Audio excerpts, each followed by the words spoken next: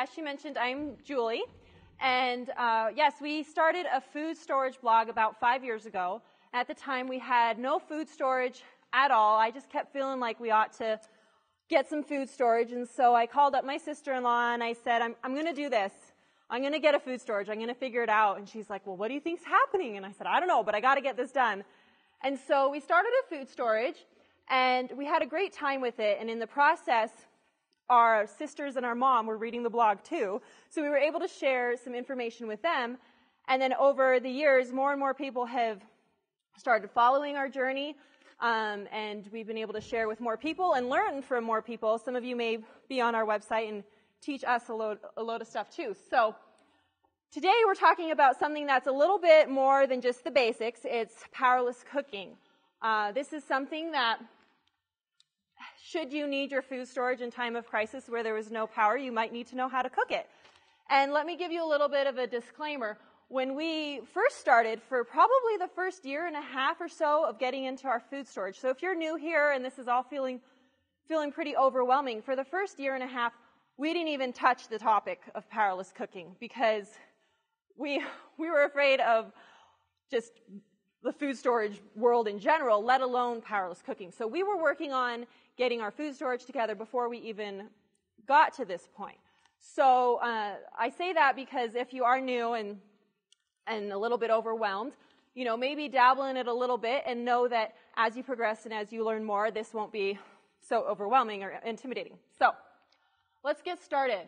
The key points that we want to cover today are, first and foremost, all cooking needs some form of fuel, whether that fuel be propane or charcoal, or there's a number of different fuel sources out there, and Jodi's going to talk more specifically about a lot of the options, or the sun. The sun can be a fuel in your powerless cooking, but basically to get something warm, you need something to get it going. So we're going to be talking about the different kinds of fuels, and then usually you need a way to harness that fuel. So you'll need some kind of cooking tool or cooking mechanism. We'll go over some that are cheap, do-it-yourself, free, or very inexpensive methods. And then we're going to talk about some more expensive tools that you can get that are going to be more durable, either more durable, more efficient, both. They'll last longer. If you're cooking just one little meal, if you lose power for a couple days and you just need to boil water, then you don't really need to invest in some big, expensive equipment. However, if your plan and reason for wanting to know how to do powerless cooking is to potentially cook more food for a long amount of time, you're going to want something that's going to last and be efficient because you're going to want to conserve your fuel. You're not going to want to be wasting it through some cheap tools. Another thing we'll be talking about is other considerations when you're working with powerless cooking. You may need water. What do you do with your appliances? Can you use them? Maybe you can, maybe you can't. What good are they? Should you never use them? If you can't use them without power, then you should never even learn on them.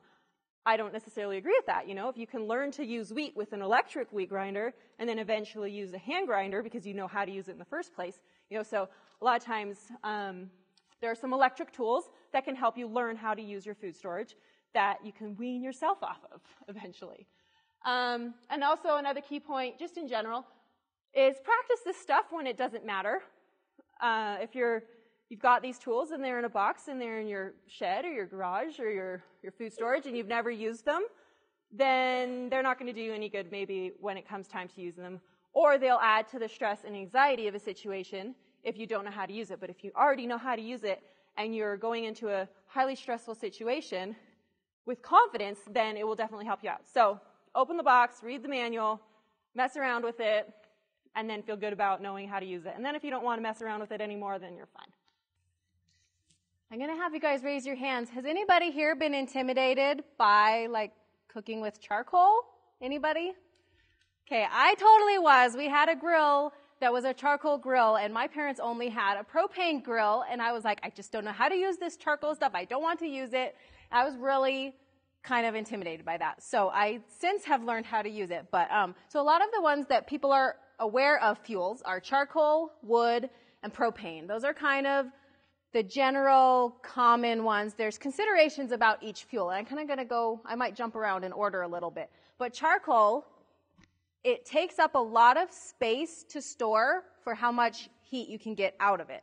So to cook, 10, 15 briquettes, to cook something in your Dutch oven, whereas maybe a little tiny fuel pellet to get the same kind of heat, right? So charcoal can take up a lot of space, and it can't be stored inside with your food and stuff. So it has to be stored outside, but you don't want it to get rained on because that can make it harder to light.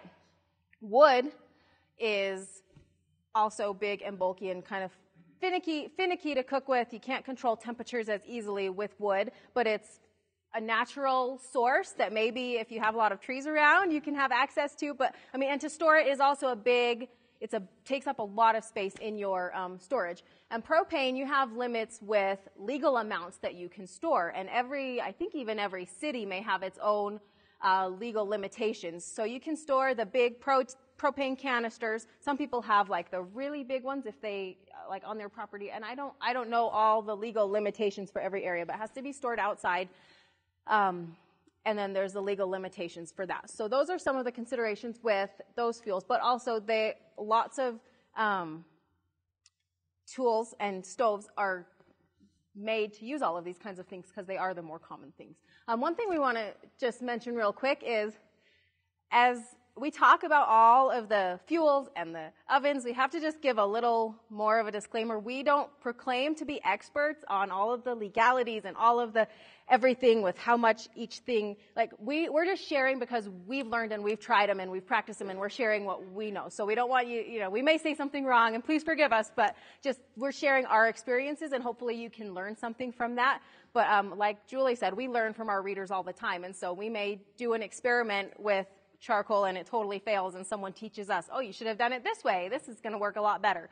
So we feel like it's always a work in progress to learn about all these things. So that's my caveat in case I say something wrong about the fuels for you.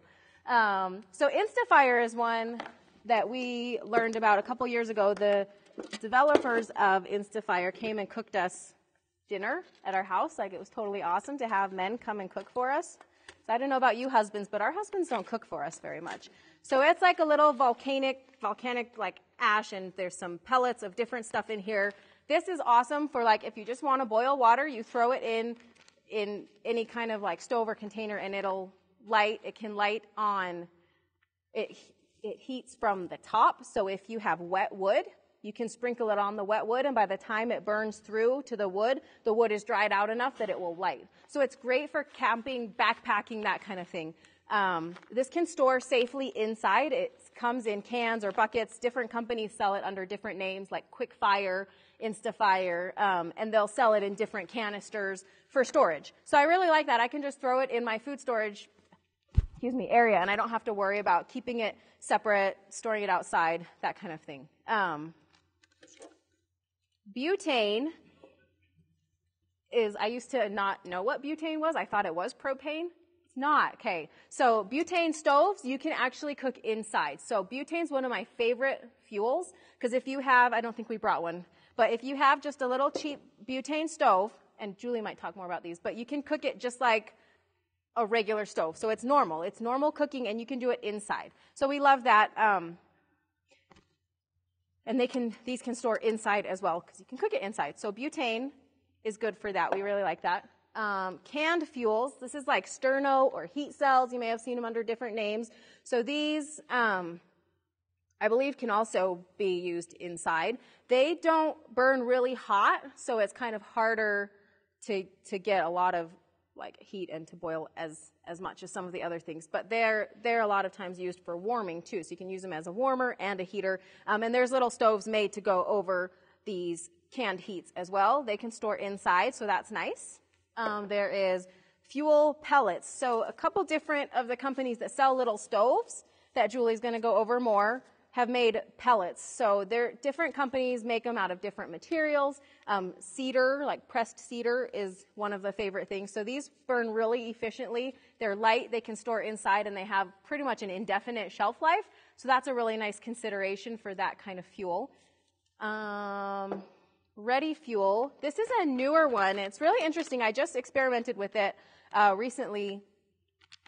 There's I don't want to open that. But so it has a metal sheet that it comes with, and it's a gel. And you squeeze the gel on the metal sheet and light that. So it burns clean. All that's left after is a light ash, and it burns like a white flame, and that can boil your water. So it's very interesting. It's a little more expensive per how much you can cook with it. But if you just want to boil water, it's great, and it actually comes, each gel pack comes with the metal tray to light it and a little round container that you can stick a stove right on. So it's pretty cool. I really like them for backpacking, 72-hour kit kind of things. They're really nice, and they don't freeze, they don't melt. So that's really nice for that.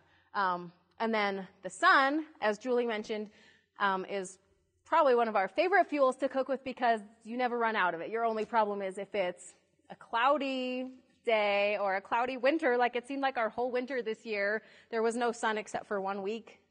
And I pulled out my sun oven to see if it would work in the winter, and it did. So, yeah, the sun we love. So if you can use the sun, harness the sun, that's going to be your really good option for fuel. So that's all the fuels that we're going to cover, and Julie's going to talk about which stoves and which fuels you would want to use with each stove. So I'm going to talk about a few of the shorter term solutions. These solutions are going to kind of get a little bit of the job done. They'll boil water for you, you know, they'll cook some food for you, but they might not necessarily be what you want to use in terms of a longer term situation where you want to make sure you are being really efficient with your fuel, because fuel is finite outside of the sun, hopefully. Okay, so the number 10 can stove. You have maybe seen this on Pinterest, around the web. There's a lot of different ways of making like a number 10 can stove. A lot of people, if you have food storage, you probably have a number 10 can. In your handouts, there's tutorials on how you can make these. So basically, you need to punch holes in there to get some ventilation going. And you can take like hanger and cut it up and make holes in here so that you can have something to rest a pot on so it doesn't crush your fuel.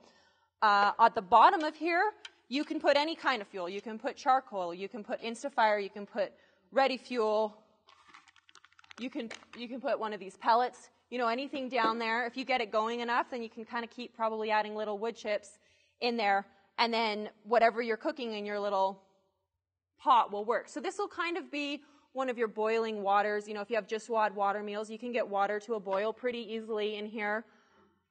It's probably not going to get hot enough to where you can like put a pan on there and cook too much unless you have it done pretty well to where it's efficient. So a pro of this is it's free to make, and then a con is it's not terribly efficient, but like I said, it gets the job done if, you know, it's a shorter term crisis. And something that we've done on our blog that's kind of cute, if you have some friends that are not that preparedness-minded, but you would like them to be a little bit more preparedness-minded, we have a fun little tutorial on how you can make a gift out of this. So you make them the stove, you put some instructions, and you can print this all out. Put the instructions on with like a little pot and different fuels and matches. Throw that in there, put a lid on, and then that's a cute gift. And it's pretty inexpensive, but I know I'm always trying to encourage some friends and family of mine to be a little bit better about preparedness. So that's something that's kind of fun to do. Another do-it-yourself kind of option is an apple box oven. There are a lot of different kinds and variations of these things and plans on the web. Jodi made a fun apple box oven. There's a tutorial on that as well. Basically, you're getting it covered with tin foil, putting charcoal underneath, then a grate on top, and then putting the oven on top.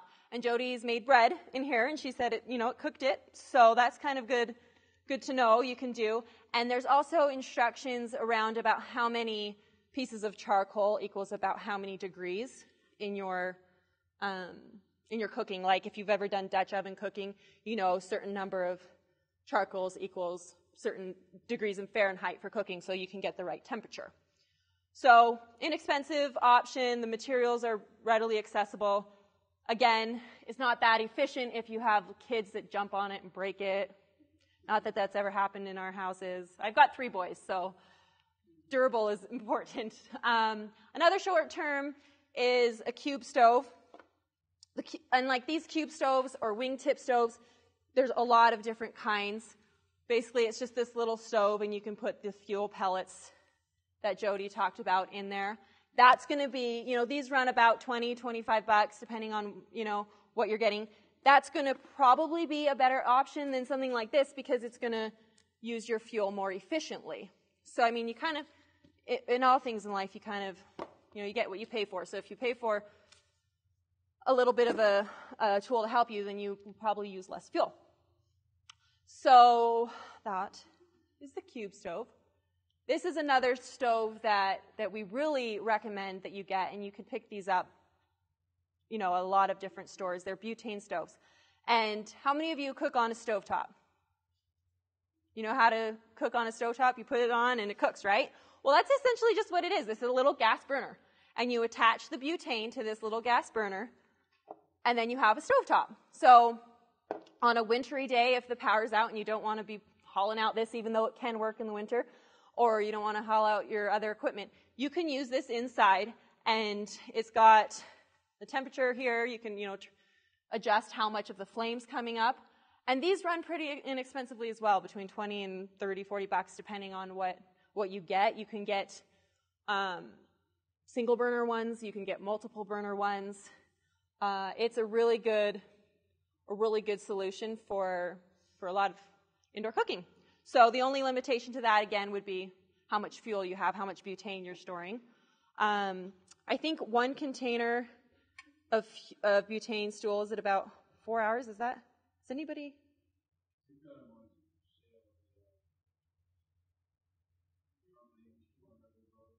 Yeah, usually if you look on it, it'll tell you about how much burn time. About $15. I remember from one of the vendors, it's about 1.5 hours on high, and on low it's closer to 3. So 3. Okay, so I probably have the low number. So that's a consideration, when you're planning. If you want a 3-month supply of Powerless cooking supplies or fuel, to look into burn time, how long it'll burn, and how hot it'll burn. And if you're just dealing with boiling water, it's really easy to figure it out if you need X cups of boiling water. But if you're cooking real meals, then you might have to do a little bit more math and figuring. Okay, so long-term solutions. These are what we've been practicing and learning with a lot over the last couple of years. And how I was talking about in the fuels, the sun is free and infinite. And so we recommend that if you can afford it in your budget, to get some kind of a solar cooking sun oven, something that's going to be able to harness the power of the sun. There are plans that you can build your own sun oven. I've never tried it. I keep wanting to make my husband try it. People have made it out of a pizza box. But a lot of times those homemade ones can't get very hot. So you have to take that into consideration, and you have to use it more like a slow cooker, and it cooks all day at a low temperature, versus being able to do something that goes up to 350, which then you can cook like a regular oven. So we recommend everybody should have something to cook with the sun, and then aside from that, you figure out what supplemental tools you're going to use for days that are not sunny. And a lot of times people will be like, oh, you just want to recommend sun ovens because you sell them. And we kind of sell a little of everything. And so when we recommend something, it's because we've used it and we love it, and we feel like there's times and places to use all different tools. And maybe you can't afford a $300 oven, but maybe you can afford a $30 stove. And so we don't, if we like it, then we'll sell it. We try to sell to our readers for the cheapest prices that we can. So that's our caveat with. So if we're gushing about something, it's not just because we're trying to get you to buy it. It's because we actually love it and use it. So the sun oven,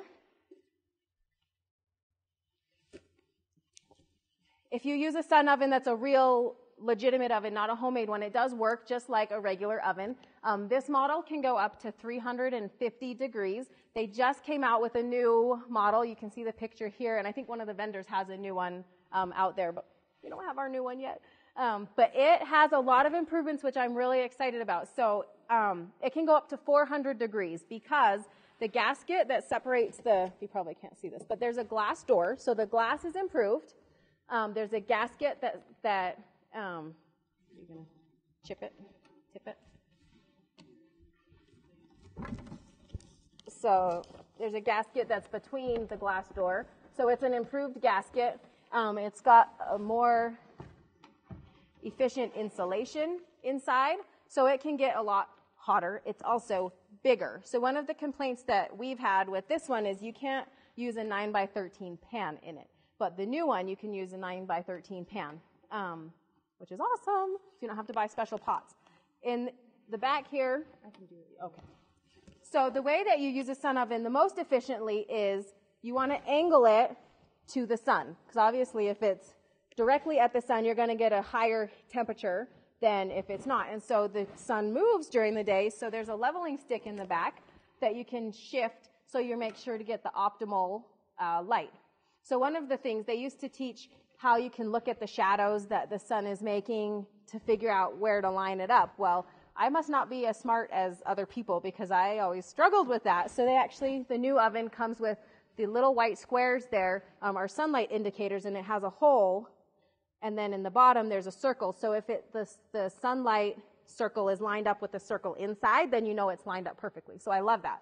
It's awesome. So then inside it has the bigger capacity, and also on the leveling stick, one of the issues with this model was sometimes in windy weather, it would blow over, and then your food's wrecked, and that doesn't do you any good because then you still have to waste fuel to recook your food. So the new model has a stick at the back. You can kind of see it poking down here, so it crosses as a T. And then there's holes in that you can stake into the ground. So I think, and also I believe that the panels are a little more efficient, a little better. So overall, it's a lot of great improvements that we're really excited about. And with the sun oven, so let's just talk about the pros and cons a little bit. So you can use the sun. It's unlimited. You can use it as long as it's a relatively clear day. If it's sunny enough to make a shadow, then you can use a sun oven. It functions just like your home oven. It preserves your fuel so that you can use your fuel for other things, and you can also store a lot less fuel. If you know that, I think in Utah, a representative from Sun Oven told us that 60% of the days in a year, on average, you're able to use a sun oven. So that's a lot of time that you don't have to be, and you can cook all your meals in it for the day, you know, so you can save a lot of fuel that way. And then one of the other things that I really like about this, like Julie was saying, to practice with your stuff, this actually can save you a lot of money in your regular day-to-day if you're using it to cook in the summer. I hate heating up my stove and my oven in the summer and cook when it's already hot, and then your air conditioning is running to pay because you heated up your kitchen. So you can throw stuff in this outside, and it conserves just electricity that way and can save you on your air conditioning. Some of the things that we've made in the sun oven, we did, for 2 different summers, we did Powerless cooking adventures, and so we made a goal. We didn't always do it, but we were trying at least once a week to make something using Powerless cooking. And so we ended up using our sun oven a lot because it's just so easy to run out and throw something in there that you were making for dinner anyways.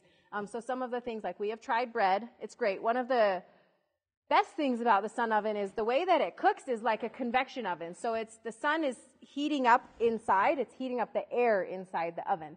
And so stuff doesn't burn. Stuff doesn't dry out. So it's not like an oven element that's going to burn your food. So I cooked some bread, and then I had to run and do something, and then I forgot that I was cooking bread, and I came back. It was like 2.5 hours later, and I'm like, my bread's going to be ruined, and this was supposed to be a blog post.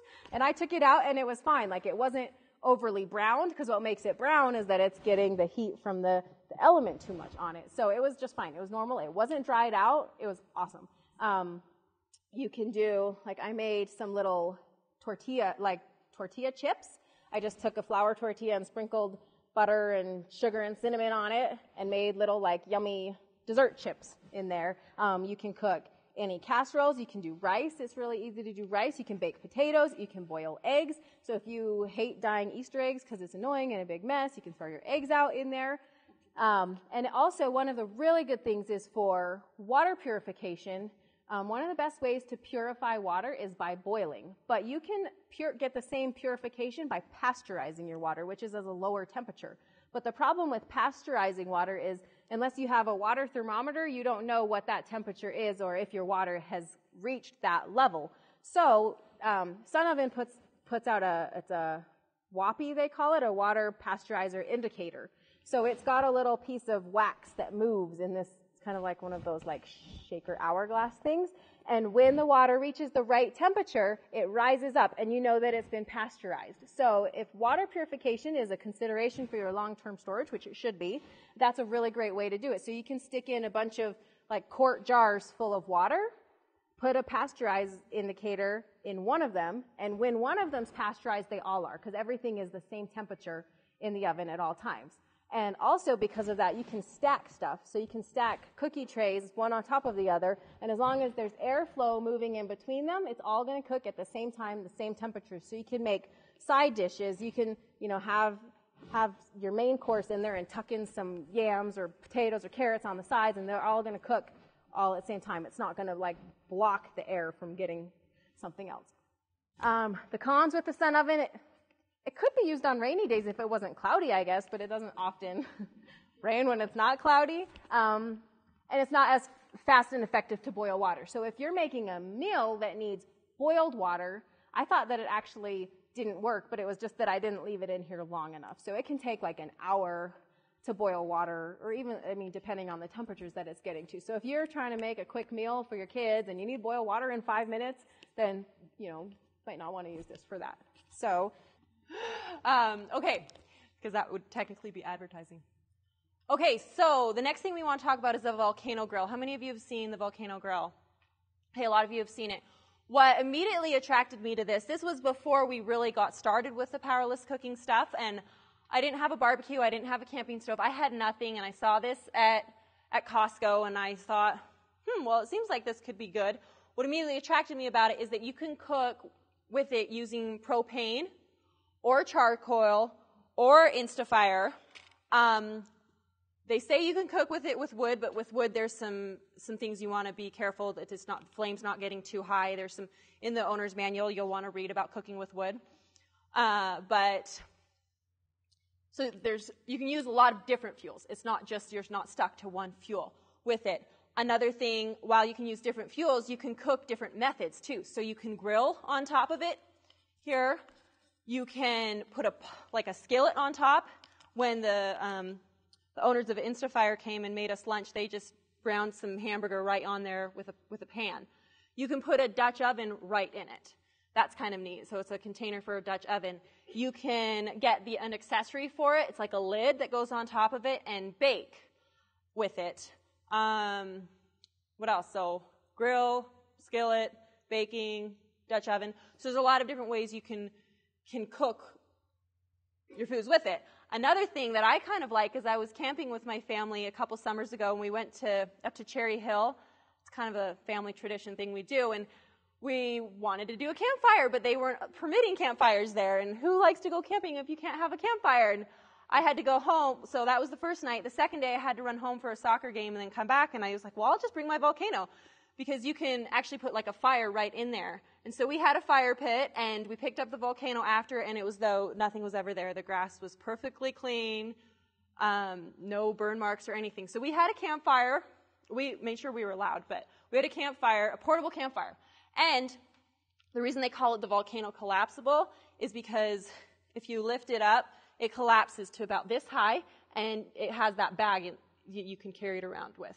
So, it's pretty, and it comes with, if you get the volcano collapsible grill with the propane attachment, it comes with what you need to attach it to a big propane tank. So that's kind of a little summary on the volcano. The only con I would say for this is it's heavy. It's it comes in a bag and you can carry it around, but it is quite a bit heavier, and so I wouldn't take it backpacking or that kind of thing. Another thing with the volcano that you can get it at Costco cheap. So if you are going to get a volcano, go to Costco because they're the best pricing. So we like to tell people that. Mine was $100, and we sell it on our website, but we can't sell it that cheap. I don't know how Costco. Well, anyways, so throw that out there. If you want to buy it on our website, you're welcome to. It's not there all the time. That's true. It's just only on. Someone told me they just saw it, so that's why I said that. Yeah, so someone just told me. It won't be there for long. So if you want to get one, you might want to run to Costco. If you miss it at Costco, we sell it on our website, but we can't sell it that cheap. She said Emergency Essentials sells them. Sometimes I've seen them do promotions for pretty, I don't think 100, but for pretty inexpensive. Also, if you have any kind of camping stove, it's going to do kind of similar things. So if you already have a Camp Chef or something that works for you to use those fuels, then don't feel like you have to buy a specific like Volcano for preparedness. You know, it's just a matter of like, you're storing these fuels, what's going to be the best environment to cook with them. So that brings me to Firebox. Firebox, I don't know, we kind of like think it's like a mini volcano. So it folds up flat, which is awesome. So this is ideal for a 72-hour kit. And it has a lot of really cool features. We had lunch with one of the developers of this, and he told us how all the technical stuff about how efficient it was, because we were like, oh, well, we made these little things. And he's like, do you know how much fuel you're wasting by using this? And so we didn't know all the details about it, but he made it seem like it was really awesome. So it unfolds, and there's a plate. Sorry. So it unfolds, and the bottom pops down to hold it secure. And it's not quite a square shape. It's a little off.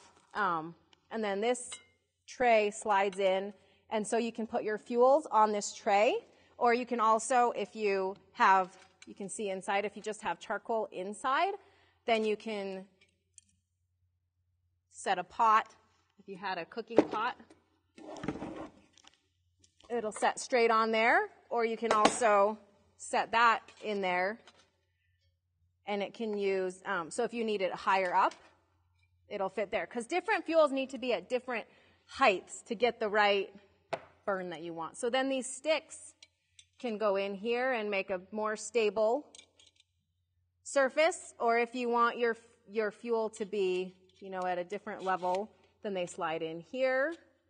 So one of the cool things, like for if you have sterno cans or something like that, then these sticks make a really good surface inside, so you can put your heat cell right in there, and then you throw your pot. You know, that's probably too close, but for example,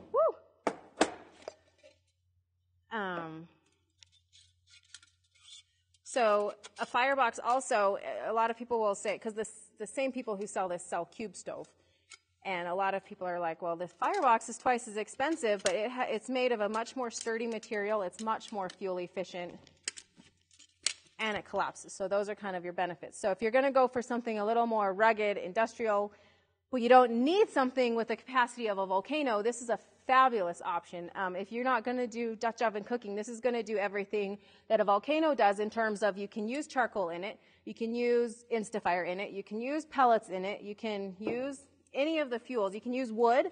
You can just keep sticking the wood on a little tray. My tray's gross because I used the gel on it. So yeah, it's very versatile for all of those different options. And it's going to be, so yeah, one of the cons is just that it's not as cheap as making your own, but I think the pros definitely can help you see how it would be a viable option. Especially if you're not going to do something big like a Volcano, then this is great for boiling water, cooking rice, that kind of thing. Anything that you just need a little amount of heat for kind of a shorter term solution. So we really like that.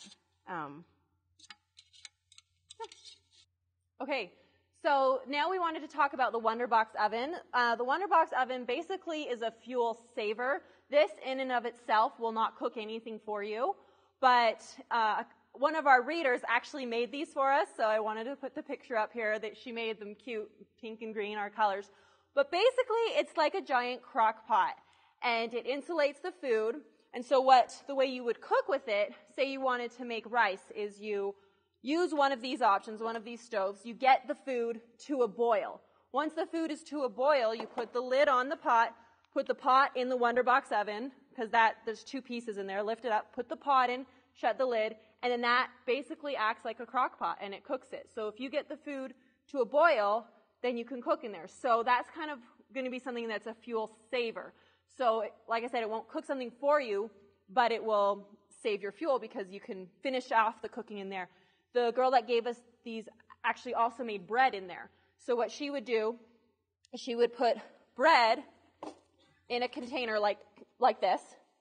She would put the dough in there, and then she would bring water to a boil, put this container into the pan that had the water that was boiling, so she's not getting the dough wet, you know. So put the pot into the boiling water container, put the lid on that, and then put that whole thing in there, and then the bread cooked. And what was kind of fun is that she actually used something like this. It turned out to be crustless circle bread, and the kids really liked it. It's kind of a fun way of eating bread. Another, so pro is it uses less fuel. Another pro to it is that it can keep your food cold, because it's just basically keeping the temperature. We were in charge of pies for Christmas dinner this year, and I ran out of time and ended up getting some frozen pies, like the Marie Callender frozen pies, and we were going to one family first and then the next family, and then anyways, I wasn't going to need the pies for like 8 hours, but I had to leave in the morning, so I put them in my WONDERBOX oven and they stayed frozen. So it's kind of a neat little side effect. The con is it's like beanbag. So on our website there's like a pattern for it. Basically it's up 2 bean bags, and the bottom bean bag has like a little bit of an indent, like a hole for a pot. I didn't see who asked the question, so I'm trying to look at you. Okay, so it's like a hole you can put the pot in, and then yeah, it's just like pretty much a bean bag. So there's instructions on our website, which is on your handouts, on how you can make one of those if you do want to make one. The only con to that would be it's kind of tricky to get the hang of it. The first time I did it, the rice didn't turn out. I didn't boil it long enough before moving it over. There are websites and recipe books on how to actually do this, but yeah, it works great for those situations. So the last thing that we just want to touch on lightly is generators, because whenever we're teaching a powerless cooking class, it never fails that somebody says, I don't need to learn all that because I just have a generator and it's going to do everything that I need, so I don't need to worry.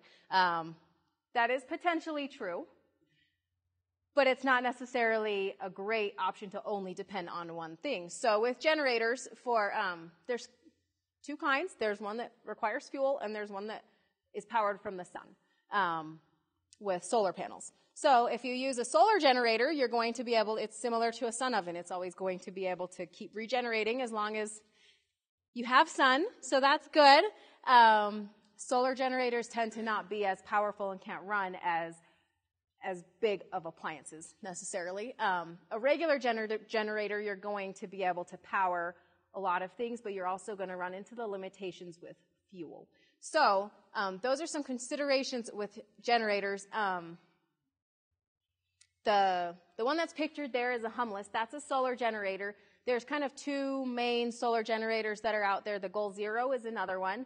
The Goal Zero can power, when you get into generators, it gets with amps and watts, and it gets a little complicated, but basically a Goal Zero is going to be able to power a little more things that use more power. So things that cook, like things that use heat, tend to require more power than just like charging a laptop or something like that, because it takes more power. And so the Goal Zero can do bigger things. It has a more capacity that way. It's also very much heavier. So the hummus one is lighter, so you can actually kind of carry it around and use it wherever you would need to use it in your house. It can run a Bosch, but it could not run my Wonder Mill. I was experimenting with one, so I was kind of sad about that, but that's why I have a hand grinder. But they're also coming up with a more powerful model sometime this summer that will be able to do most things that run 1,500 amps.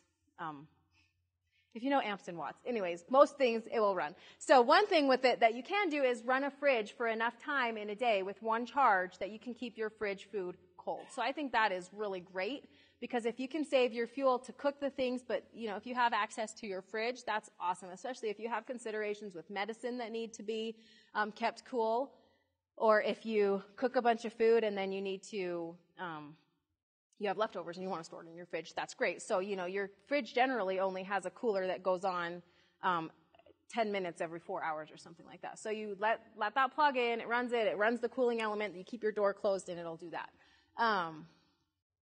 You can also use that inside. Non-solar generators usually need to stay outside, and they're noisy, and then they use the fuel. So we don't have a lot of experience with generators. We kind of feel like that's outside of our budgetary abilities right now, but hopefully, I mean, we want to do more research, but for now, the solar generator option is really great, and we like using that because it also does your, like your laptops, cell phones, that kind of thing. Yeah? I was going to say, I just really bought that generator right there. Uh-huh. Like a month ago or so, just testing to see what the power. I have a little mini fridge, about 8 cubic feet or so. And on average, it runs for about 14 and a half hours. Great. That's awesome. So, and like I said, if you keep your fridge closed, then it's going to retain the cool enough that your food's going to stay good. My husband, he travels a lot and has a little hot plate that he plugs in, and I plugged it in and it cooked just fine. So, you don't have to buy a butane stove if you have a solar generator and can plug in your hot plates. But, so I'm going to kind of go to our next slide because it goes along with that. So what are your other considerations? So depending on, you kind of need to figure out what fuels you're going to use, what tools you're going to need, and what kind of foods you're going to make. So if you think in a long-term emergency situation, you're only going to be doing just add water meals, that's great. That's fine. Make sure that you've tasted them so that you know that they're good. And then make sure that, you have a variety, that you're going to get the nutrition you need. Some of them don't have any meat. You might want to have meat. You might want to have extra fruits and vegetables if that's not included in the meals. But if you're going to be storing solely that kind of food, you need a lot of water. If you don't have a lot of water stored, you need some way to purify it and collect more. So that's a consideration. If you think that you're going to make all your normal food and you bake bread every week and you're like, if there's no power, I'm still making my bread. Is it possible? Sure. But, like I said, so I had that generator. It's not going to do my electric wheat grinder that I've been using to practice on so that I like to practice and feel like I can cook with wheat. But in a non-powerless emergency, or in a powerless emergency, you're maybe going to need to consider a hand wheat grinder if you're going to be using your grains and legumes and needing to grind them to cook something. And same thing, if you're going to make bread, make sure that you don't have only a little camping stove kind of thing that's not going to be able to cook bread. You need to get something that's going to facilitate that better. Cooking utensils. I know that the first time that I tried out, I don't even remember what I was trying. I was trying one of these little homemade stoves, and I just took my kitchen pot and took it outside and used it with charcoal. Well, it blackened my whole pot. I was kind of sad about that. And my husband's like, why didn't you use my camping pots? I'm like, I didn't know we had camping pots. I don't camp. So, you might want to have a set of separate tools that you use. Same thing that, if you're doing a lot of like VOLCANO stuff with skewers and, have good barbecue type of equipment if you're going to be doing a lot of that kind of cooking. If you're going to be using the sun oven, a lot of the pots and pans that they sell, if they're, I don't want to go over time. We're close, huh? If they're black, then they're going to not reflect the sun so much. So that's a benefit to that. And then paper products. If there's an emergency and you don't want to waste water doing dishes, if you're cooking, we like to recommend eat on paper plates and plastic forks. Don't do it on a regular basis because it's no good for the environment. But if it's an emergency and you don't want to waste your drinking water on cleaning, then that's a recommendation that we have. Okay, so quickly, in conclusion, we'd like to invite you to practice, practice, practice. Like I said at the beginning, if you don't practice, then come emergency, the anxiety you'll feel will be a lot lower. So I think we're done now. In the fall, we do a 7-day challenge. For 7 days, we practice these things as a group on the blog. It's super fun. People participate. Our website is on your handouts. Come check us out and sign up for our email list, and then you'll get notifications of that 7-day challenge where we practice, and you'll learn a lot. So thanks for coming.